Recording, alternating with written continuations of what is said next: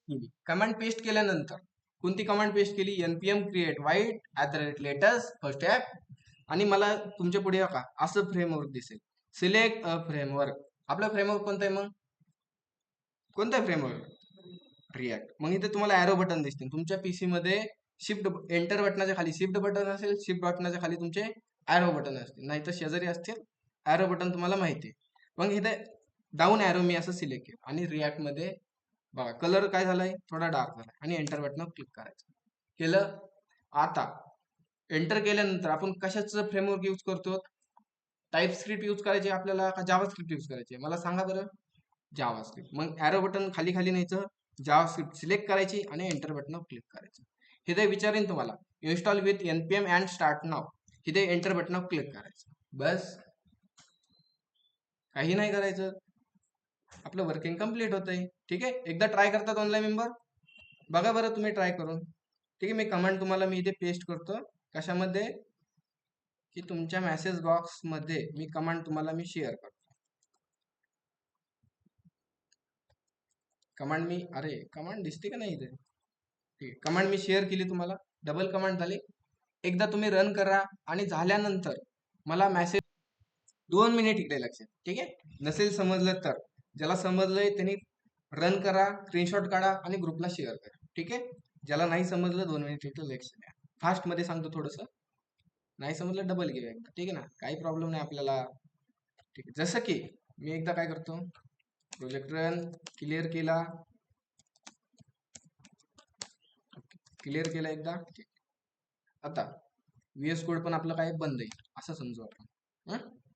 आता इथे आपली स्टेप काय आहे की आपण ही कमांड रन केली, ही दर तो सगळ्यांना समजलं असेल. मग ह्याच्यानंतर काय? Open project in editor. मग त्यासाठी कमांड असते cd प्रोजेक्ट नेम. आपलं प्रोजेक्ट नेम काय आहे? First app. बरोबर ना? आपलं कोणतं प्रोजेक्ट नेम काय? First app. मग मी इथे कमांड कोणती टाकणार? cd first app. मग ही कॉपी केली कमांड, ब्लॅक स्क्रीन मध्ये आलो, पेस्ट केली आणि एंटर केली. झालं. आपले कमांड बरोबर होते म्हणून आपले चेंजेस झाले, आपल्याला काही इश्यू भेटला नाही. ही कमांड टाकली. मग ही कमांड टाकल्यानंतर नेक्स्ट कमांड कोणती होती? Code paste dot. आता कोड पेस्ट डॉटने काय होतं? इकडे बघा, ओपन व्हीएस कोड. मग इथे मी कमांड टाकतो कोणती? Code paste dot. Code paste dot आणि एंटर बटनावर मी मारलं क्लिक. ऑटोमॅटिकली माझा व्हीएस कोड ओपन होईल. जसं व्हीएस कोड ओपन झालाय बघा. आता व्हीएस कोड मध्ये आपला जो काही प्रोजेक्टचा कोड होता, सगळ्या फाईली आपल्याला इथे भेटल्या, आल्यात ना. नोड मॉड्यूल, पब्लिक, एसआरसी, गिट इग्नोर, पॅकेज, कॉन्फिग, रीडमी काय. आता हे काय आपण समजून घेणार आहोत, ते आपण पुढे घेणार आहोत. ठीक आहे. फक्त आपल्याला हे फाईली आल्या पाहिजे. ठीक आहे. फाईली आल्या त्यानंतर आता मला प्रोजेक्ट करायचा आहे रन. काय करायचं आपल्याला? प्रोजेक्ट रन करायचं. मग प्रोजेक्ट रन करण्यासाठी कमांड आहे आपली npm रन देऊ. ही कमांड टाकायची आपल्या काळ्या स्क्रीन मध्ये आणि एंटर करायचं. जसं तुम्ही एंटर करता थोडासा टाइम घेईल आणि काहीतरी आपल्याला स्क्रीन पुढे दिसेल. जसं की स्क्रीन मध्ये मला दिसतोय की localhost:100.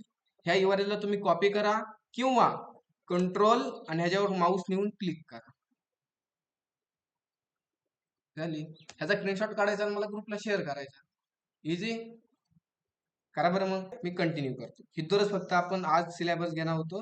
ह्याच्या पुढचा तुम्हाला जमला तर तुम्ही करा, अदरवाईज नाही जमला तर नाही केलं तरी चालेल. आता आपण प्रोजेक्ट तर रन केलाय. ठीक आहे ना. आता प्रोजेक्ट रन केलाय आणि प्रोजेक्ट मध्ये आपल्याला आउटपुट ह्या प्रकारे दिसतंय. दिसतंय ना सर्वांना? आता ह्या प्रकारे सर्वांना आउटपुट दिसत असेल. आता हे आउटपुट का दिसतंय? की काय झालंय, आपण एक रिॲक्ट मधून ऑलरेडी एक ऍप्लिकेशन इन्स्टॉल केले, बरोबर ना. त्यामुळे आपल्याला एक ऑलरेडी एक छोटस त्यांनी ऍप्लिकेशन दिलंय. जसं की ते काउंटिंग काहीतरी मेथड यूज केलाय. ठीक आहे. आता मी तुम्हाला काय करतो, आज ह्या फाईली सांगत बसत नाही, आपण उद्याच्या लेक्चरमध्ये. फक्त मी तुम्हाला आता सांगतो की आता हे मी चेंज कसं करू शकतो, कसं चेंज करू शकतो, हे आपला कॉन्टेंट. ठीक आहे. बाकीचं तुम्हाला इंट्रोडक्शन मी ह्या फाईलबद्दल सांगणार आहे. नोड मॉड्यूल फाईल काय असते, पब्लिक फाईल काय असते, एसआरसी फाईल काय असते. आता बऱ्याच जणांना हे पॅकेज डॉट जेसन माहित असेल, पब्लिक फाईल माहिती आहे, नोड मॉड्यूल माहिती आहे. ठीक आहे ना, कारण त्यांना थोडंसं माहित हुशार आहेत ते, है ना. आता हे फाईली काय आहेत मी ती उद्या सांगणार तुम्हाला. प्रत्येक एका फाईलचा यूज काय, मिनिंग काय, ते तुम्हाला नेक्स्ट लेक्चरमध्ये. फक्त आज मी तुम्हाला काय दाखवतो की हा कोड आपण कुठे राईट करणार. जसं की मला इथे एसआरसी फाईल दिसते, आणि SRC फाईल मध्ये इथे मला app.js दिसते फाईल. आता तुम्हाला हे माहिती आहे app.css फाईल काय करते, ह्यामध्ये CSS असणार आहे. बघा आहे CSS. मग इथे आपल्याला बघायची app.css, सॉरी app.jsx. आता ही JSX म्हणजे काय ते पण तुम्हाला सांगणार आहे मी.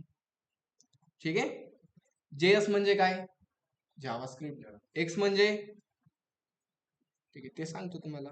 ठीक आहे, आता जो काय हा आपल्याला app.jss मध्ये फाईल आहे बघा, इथे काय लिहिले गेट स्टार्टेड, आणि इकडे बघा काय इथे गेट स्टार्ट. त्यानंतर इथे बघा H1 मध्ये दिले ना कोणती HTML लँग्वेज आहे, अदरवाईज कोणती लँग्वेज नाही. React.js मध्ये काय वेगळं नाहीये, त्यामध्ये पण HTMLच होणार आहे. इथे बघा edit src app.jss, इथे बघा edit src app.js, सगळा हा HTML चा पार्ट आहे. मग जो हा HTML चा पार्ट आहे, हा सगळा मी पार्ट काय करतो, रिमूव्ह करतो. इथे रिटर्न दिसतोय मला, रिटर्न नंतर काय आहे इथे, आता हे रिटर्न काय आहे हे सगळं तुम्हाला सांगणार आहे मी. रिटर्न नंतर हा राऊंड ब्रॅकेट आहे, ह्या राऊंड ब्रॅकेट मधला जो काय हा टेक्स्ट आहे, सगळा टेक्स्ट मी काय करतो, आता हा सेक्शन डिलीट करतो. हा पण डिलीट केला, हा डिवची मला गरजच नाही, हा पण डिव डिलीट. हा सेक्शन पण मी काय करतो, डायरेक्ट उडून टाकतो. त्यानंतर हा पण मी डिलीट करतो. ठीक आहे, आणि ह्याच्या आतमध्ये मी करणार H1 राईट. काय राईट करणार मी, H1, आणि मी ते राईट करतो आय एम, किंवा मी ते करतो I am Datta in IT hub. काय केलं मी, A to Z I am Datta in A to Z IT hub. जसं मी केलं, मी काहीच नाही करणार, डायरेक्ट मी कुठे जाणार माहिती का, ब्राउझरला, आउटपुट पेजला, आणि ते बघा काय आलं, I am Datta in A to Z IT hub आलं का. आता हा कलर कसं काय आला, कसा आला ते पण सांगतो. काय करायचं माहितीये तुम्हाला, जो हा CSS फाईल आहे, हा CSS फाईल कंट्रोल A, आणि सगळं CSS मी डिलीट केलं, आणि आता आउटपुट पेजला जातो. ठीक, ही CSS फाईल मी काय केली, एम्प्टी केली. बघा ह्यात CSS लिहिलेली सगळी, इथे बघा पोझिशन, विड्थ, हाईट दिली. हे app.css मधली मी CSS सगळी रिमूव्ह केली. index.css मधली पण मी काय केली, ह्या दोन्ही फाईल मधली CSS रिमूव्ह करून टाकली, आणि मी आता आउटपुट पेजला जातो. आणि आउटपुट पेजला काय आलंय, I am Datta in A to Z IT hub, normal आलंय. ओके, आणि ह्याचा मला फोटो आता शेअर करायचा सर्वांना, ह्याने मला कळेल, सर्वांची नावं येतील. आता इथे माझं दत्ता नाव आहे, सगळ्यांनी आपापलं नाव टाकायचं, ह्याचा फोटो काढायचा, ग्रुपला शेअर करा, बस, जास्त काही नाही. एकदा डबल सांगतो, समजलं नसेल तर.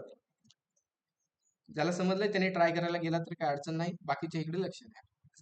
आता इथे काय असेल माहितीये तुम्हाला, आता तुमचा अशी इंटरफेस असेल VS कोड मध्ये, इथे काय करायचं, SRC मध्ये जायचं, आणि SRC मध्ये गेल्यानंतर तुम्हाला हे दिसेल असेस app.css, app.jsx, भरपूर सारं आहे. इथे जायचं app.jss मध्ये, आणि तुमच्या फाईल मध्ये काय असेल माहितीये तुम्हाला, इथे असा कोड असेल, लई मोठा कोड लिहिलेला असा.